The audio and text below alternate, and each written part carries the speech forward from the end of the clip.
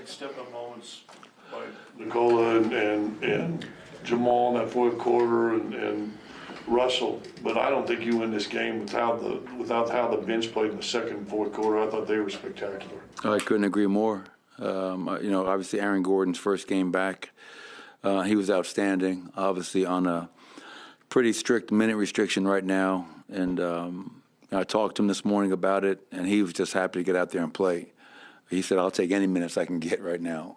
And for him to go out there, go 6 of 7 from the field, 6 boards, 13 points. Peyton, again, closed the game. I thought his defense, the multiple efforts that he's making, knocking down the open three. DJ's been really good for us. 6 and 5 in 9 minutes. What more do you ask for? And it was a weird game, but what I'm most proud about, Scott, is that our guys, I believe we lead the league in double-figure comebacks. And that's a catch-22, because I don't like the fact that we've been down that many times double figures. But what I love about this group is how resilient they are. We get down, we stay the course. There is no panic. There is no whatever. We just stay the course. We find a way. We try different guys. We find something that works. And, for us to hold that team to 12 points on 24% in the fourth quarter. And what really helped that, too, is only having 1 turnover in the fourth quarter. So that kind of keeps them in the half court. So didn't like the start, but I love the finish, and that's all that counts. You guys just want to test yourselves a little bit more with 2 different double-digit comebacks this time? No, the plan was definitely not to come in and get down by as many as 19 points, but give them credit. They came out very aggressive, and they were into us, and we were having a hard time scoring. And then that second quarter, as Scott mentioned earlier, that bench got us back into the game, and we couldn't believe we're down 3 at the half. And then with, I think, around 4:40 to go in the third, we're down by 19 points. And it was just a matter of staying the course. I thought Jamal Murray, I have to give him credit for what he's battling through, and I thought he played really well in that second half. Russell Westbrook was just incredible. Nikola makes things look so pedestrian, but we know that they're not. So a lot of guys stepped up, and that's what you need to get a good road win against a team that had won 2 in a row. How do you watch Nikola Jokic watch and adjust during the game? Well, we knew that they were going to double team him in the post. We walked through it. We talked about it. They did it last time, and very effective in terms of taking the ball out of his hands, making somebody beat you. And then so he knows that, and so all you need is an active cutter. How many layups did Russell Westbrook get tonight?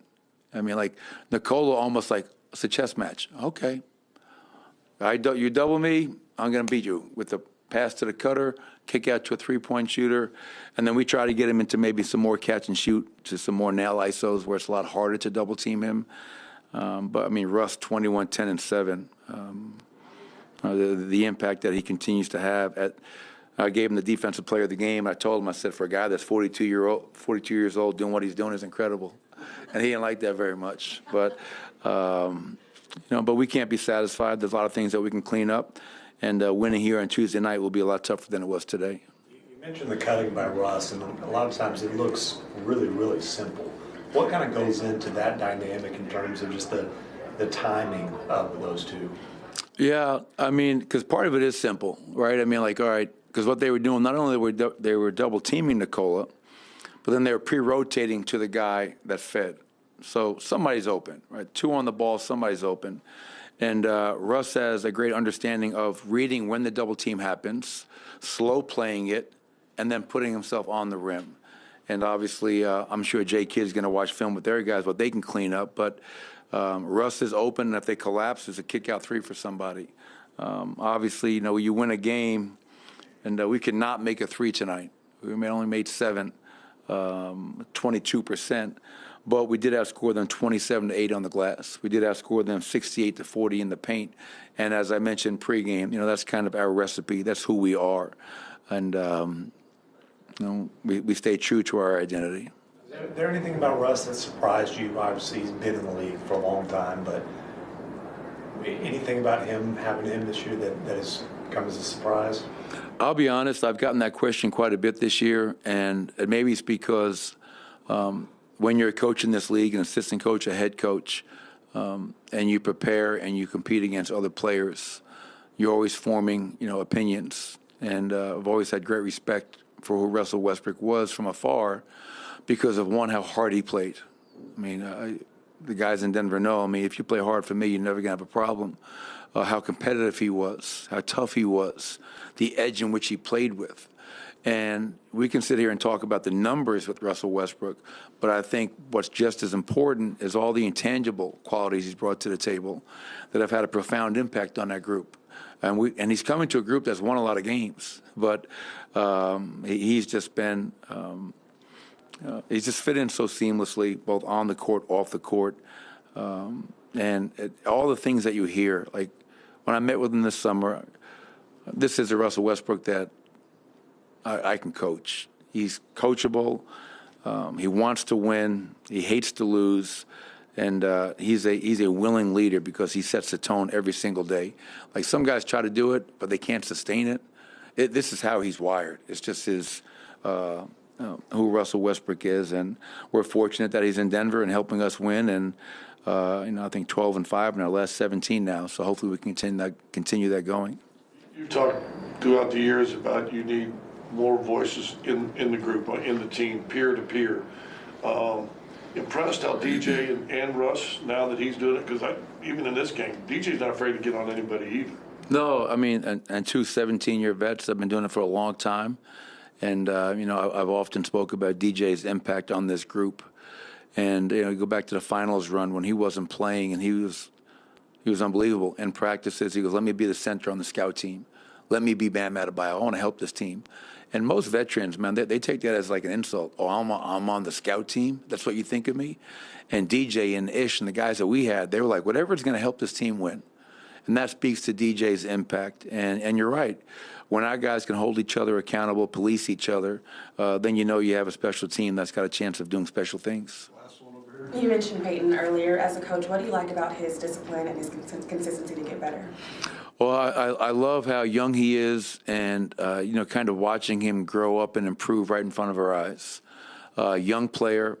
With Aaron Gordon having been out for as long as he's been out this year, Peyton's gotten a chance to play a lot of minutes. And tonight was another game where he had a chance to close because of his defense, because he knocks down the open three, his rebounding, and he has all the tools. And he keeps on working as hard as he's been working. He's got a chance to fulfill all the potential that he has. But couldn't be more proud of Peyton. 10 points, 6 boards tonight, another block shot. He's leading us in blocks per game, I believe. So, but all of us, Peyton included, none of us can be satisfied. We got a lot of work in front of us. I think when Jamal went out of the game in the third, he was a minus 29 at that point. Obviously, got going late in the quarter and was especially good, I thought, during that stretch to start the fourth. Is there anything you see when he kind of flips the switch other than shot making that kind of works for him in terms of turning himself around? For me, it'll always start with the defensive end. And, I'm just going to defend him for a second because he's not 100% healthy. And at halftime, I just told him this. I thought about shutting him down at halftime because I'm watching him out there, and I know that's not the Jamal Murray that when he's playing healthy, that wasn't him, if that makes sense.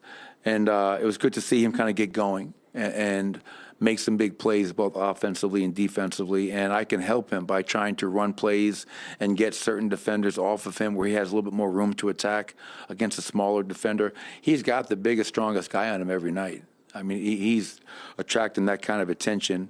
And so now it's a matter of us just trying to, one, get him healthy, get him rest, and continue to support him because this team will not go anywhere if Jamal Murray doesn't play the way we know he's capable of playing.